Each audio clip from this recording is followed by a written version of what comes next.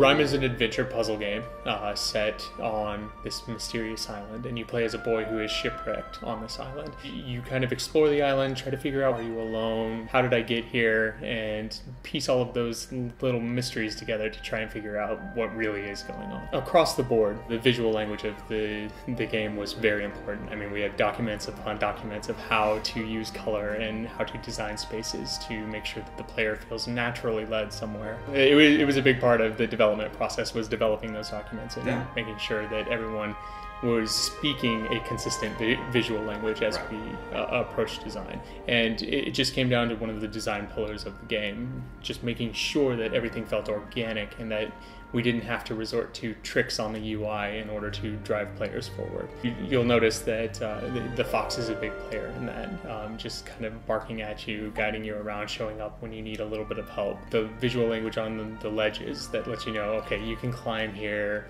jump up here, the jade of the statues, and even, you know, one of the biggest things in development was that the red that you see on the boy's cape can only be used in very specific circumstances. And that's kind of important to kind of piecing some of those mystery elements together and trying to figure out kind of what's going on the island.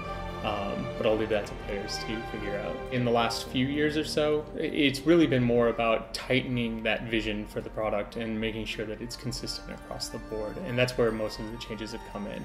The extra time has definitely given the team more time to do a lot of user testing and make sure that those organic elements that we were trying to hit, that we were discussing earlier, are coming across. Are players reading this right?